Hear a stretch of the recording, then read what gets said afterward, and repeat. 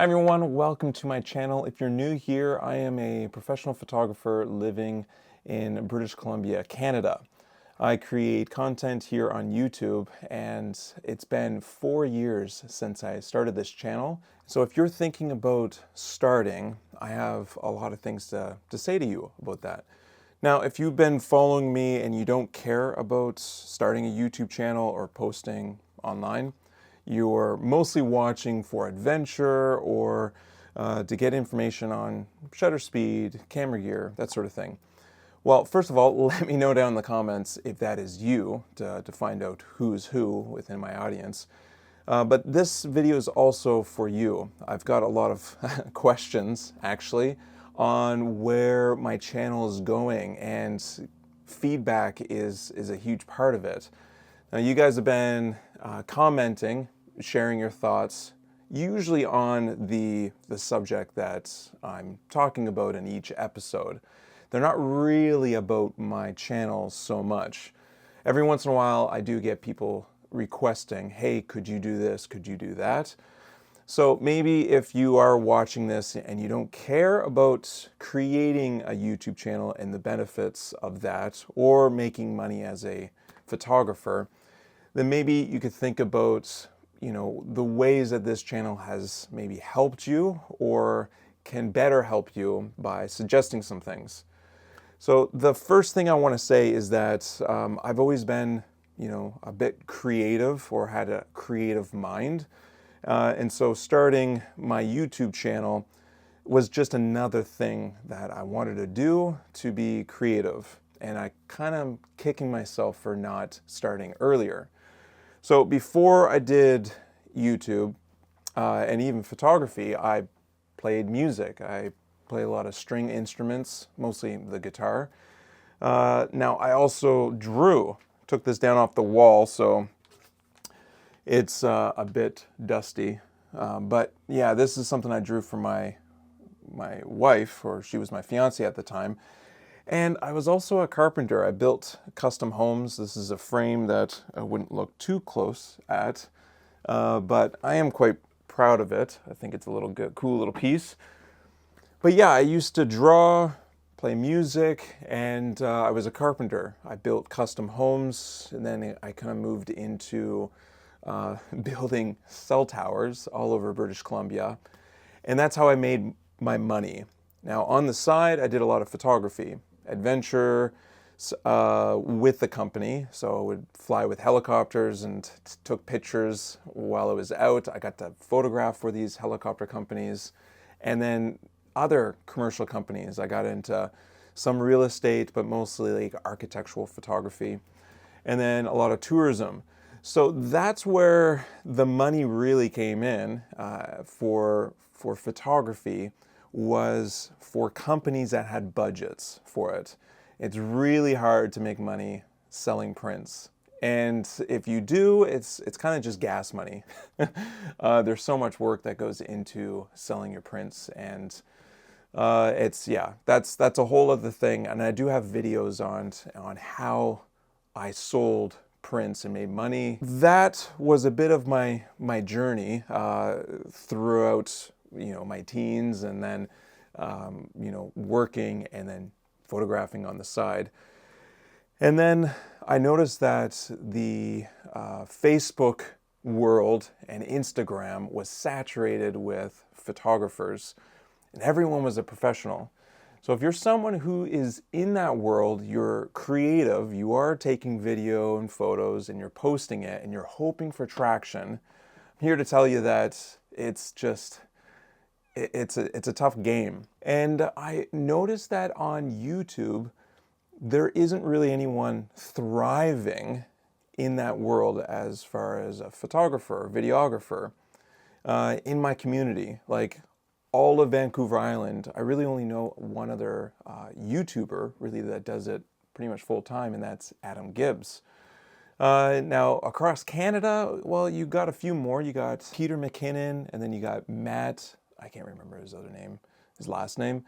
So you do have a few other photographers, but they're spread across 40 million people. So if you are someone who posts all the time on Instagram and Facebook, Well, maybe YouTube is the platform for you because there is a dime a dozen in the Instagram world, but in YouTube, there isn't much. Now, for the first year, you barely get any views on YouTube. I know the algorithm is saying that it's pushing more, but it's just, yeah, it's a bit tough.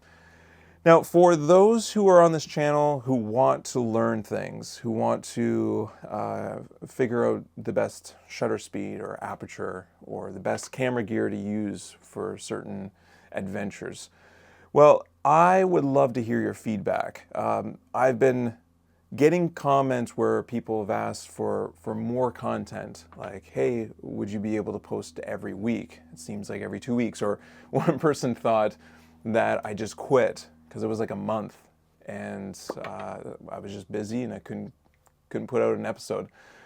So that's where I started scaling back my commercial photography, architectural, tourism, saying no to a lot of opportunities, and I started doing more videos on YouTube. The downside is that I still need money. I still need to get paid.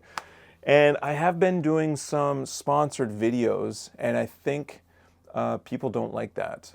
Now, the sponsored videos are equipment that I really use, I enjoy. So there's been some dedicated videos that I do use, but you start losing trust, maybe, I think, in your audience. Even for some of the like tripods, monopods, even camera equipment, I'll do some videos on. And yeah, I think that that's a tough place to be, where you are offered an opportunity on a product that you really think is good quality. I know that there's other competition out there. So with Ugreen, there is Synology, or there's QNAP. And so I'm not saying that the other ones aren't bad. Ugreen is really great, or for tripods, or for Nikon equipment. So let me know if this is something that really bothers you, and what your thoughts are on that. It's always kind of one of those tricky things to kind of talk about. Now, a few other things about me that you might not know is that I love coffee, so much so that I used to roast it, and I actually owned a coffee company. This is the logo that I created. I had swag.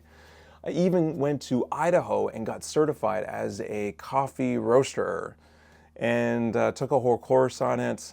And yeah, so that's one thing that I really restrain from doing in my videos. You know how there's YouTubers that would start with making coffee, grinding it and pouring it. I was this close to starting to do that. But I was going to do it better because I had a whole industrial coffee roaster. And yeah, I didn't do that. Now, I even started another like clothing brand adventure company called Trek West. A lot of you have commented on, you know, the logo or the swag that I have. I got hoodies and t-shirts and hats. That was a lot of money that I didn't really get back. I do have clothing now for a very long time. So for those of you who are interested in like apparel, I would say maybe don't do it. It's really exciting, you know, building and doing your own clothing and hats and design, but it's a bottomless pit. All right, switching gears. I'm going to New Zealand for like a month. Spending a few weeks down in the South Island, and then I head up to the North Island to speak at a conference I'm super pumped about. And I'm going to be running a few workshops there before coming home. I'm also going to be going to Alaska this year. So that's the last state out of the 50 states that I haven't seen. I'm really, really excited about this. It's been planned forever, and very, very excited. And then Great Bear Rainforest is something that is quite a big deal up here in British Columbia, where there is just so much wildlife. Sea wolves, orcas, humpback whales. eagles, grizzly bears, you name it. I'm going to be back here filming and photographing a bunch of wildlife and setting up a workshop for 2027. So if you're someone who wants to see a bunch of wildlife in one region that's very, very special here, stay tuned to that. I actually have 2 videos from last year photographing and filming up in the Great Bear Rainforest that I'm going to be posting, I think, in May. So that is really exciting. If you're interested in adventure videos, let me know down below. When it comes to editing, I did a few editing videos. Some of them were sponsored. Let me know if that's something that you're interested in, if it works, if it doesn't work. Because this feedback, I think, helps control things a little bit, because I get in my head about what it is that you guys would like to see. Obviously, I would love to be on adventures nonstop, but with having a family, I have to be home sometimes.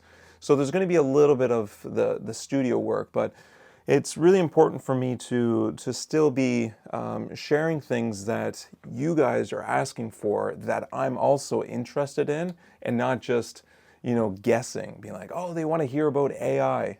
This would be awesome. Now, YouTube has changed my life. I've met a lot of amazing people, been able to go on trips that I never thought I could, and it's opening up a lot of possibilities. I'm no different than anyone else. I hope you guys believe me on that. But yeah, I've been so grateful, so thankful for everyone who's watched. And I'm going to leave it at that.